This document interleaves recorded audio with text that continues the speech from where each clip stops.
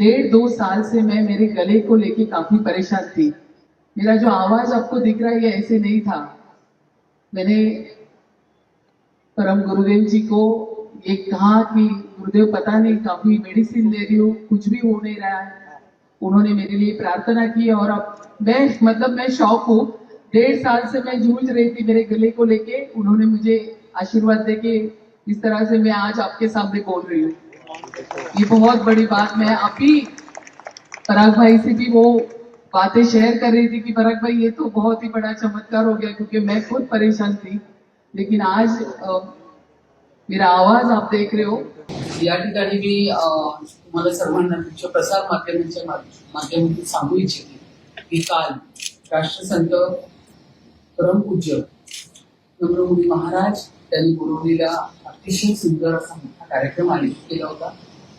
आपल्या मुंबईची शान असलेले आपली मुंबईची डबेवाली यांच्यासाठी जवळपास 108 ई-बाईक्स आणि दिव्यांग त्यांच्यासाठी जवळपास 10 अशा त्यांच्या उपयोगी असलेल्या अशा बाईक त्या ठिकाणी त्यांनी कार्यक्रमाच्या माध्यमातून त्यांना दिल्या। त्याचबरोबर पूर्ण आपल्या आपण जर पाहतो की मुख्य जनावर आहेत, कुत्रा असतील रस्त्यावरची, मांजरी असतील, पक्षी असतील, कधी रस्त्यावरती गाडी चालवत असताना ऍक्सिडेंट मध्ये त्यांचा अपघात होतो, जखमी होतात, अशा सगळ्या मुख्य प्राण्यांसाठी एक मोठं अद्ययावत हॉस्पिटल, एक नाही दोन नाही तर पूर्ण भारतामध्ये 24 असे मुख्य जनावरांसाठी हॉस्पिटल त्याचं काल ओपनिंग झालं। आदरणीय मुख्यमंत्री देवेंद्र फडणवीस साहेब त्या ठिकाणी उपस्थित होते, त्यांच्या हातून आदरणीय उपमुख्यमंत्री एकनाथ शिंदे साहेब त्या ठिकाणी उपस्थित होते। संपूर्ण मुंबईचा एक त्यांना मानणारा सगळा पूर्ण समाज, सगळे भक्त त्या ठिकाणी उपस्थित होते। या ठिकाणी मला ज्यावेळी बोलायला सांगितलं, मला त्यांच्या भाषणाला उभी राहिली, त्यावेळी मी माझ्या मनात एक त्यांच्याविषयीचा आदर होता तो त्या ठिकाणी मी व्यक्त केला। मी त्या ठिकाणी असं सांगितलं की गेले 1.5 वर्ष मला त्रास होता गळ्याचा, मी औषध उपचार करत होते, डॉक्टरांची औषधं पण चालू होते, पण ज्यावेळी मी राष्ट्रसंत आदरणीय परमपूज्य नम्रमुनी महाराजांना हा विषय सांगितला की आता मी सतत बोलत असताना माझ्या गळ्याकडे दुखतं, मी औषधं घेते, तर त्यांनी सांगितलं ओमचा उच्चार करा। दीर्घ म्हणजे आपण उच्च कोटीचा जेव्हा ओमचा उच्चार करतो त्यावेळी आपल्या गळ्याला एक व्यायाम होतो, आराम पडतो। ते त्यांनी माझ्याकडनं करून घेतलं ओमचा उच्चार। त्या ठिकाणी आम्ही गुजरातला आदरणीय घाटकोपर पूर्वचे आमदार परागबाई शहा, आमच्या नगरसेविका राखीताई जाधव, धर्मेश गिरी आणि आम्ही गुजरातला आश्रम मध्ये त्यांचा आशीर्वाद घ्यायला गेलो होतो। त्यावेळी त्यांनी आमच्याकडनं ओमचा उच्चार करून घेतला आणि मी तो सातत्याने माझ्या घरी रोज उठून करते आणि त्याचा परिणाम असा झाला की माझा गळा चांगला झाला। आज तुम्ही माझा आवाज बघताय तर मी ती भावना माझी व्यक्त केली, याच्यामध्ये कुठेही अंधश्रद्धेला प्रोत्साहन देण्याचं काम नव्हतं। स्वामी समर्थ महाराज, साईबाबा सगळ्या आम्ही भक्त आहोत, आदरणीय नम्रमुनीजी यांना आम्ही फॉलो करतोय।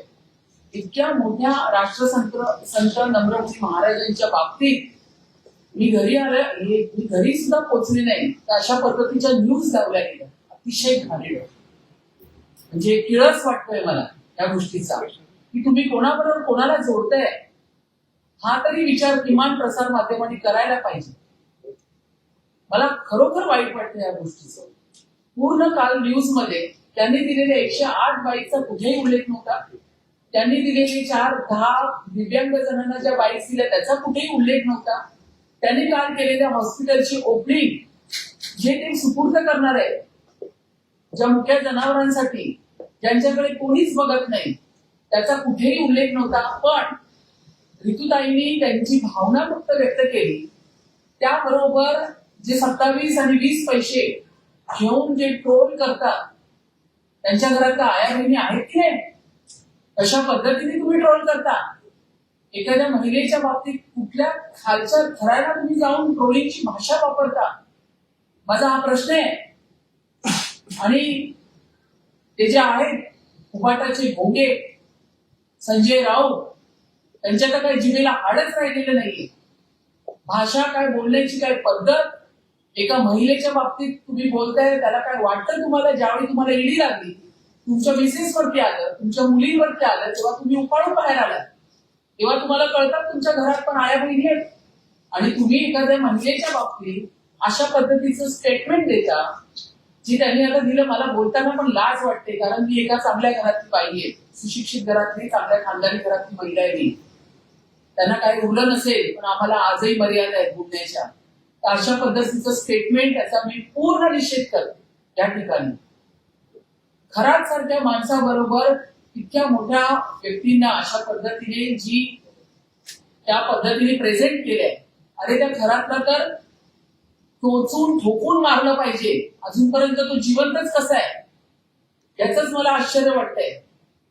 इतक्या घाणेड्या व्यक्तीबरोबर इतकं एक चांगलं काम करणारे इतके मोठे राष्ट्रसंत, तर या पद्धतीच्या स्टेटमेंटचा, या पद्धतीने ट्रोल केलेल्या सगळ्यांचा मी पूर्ण निषेध करत आहे.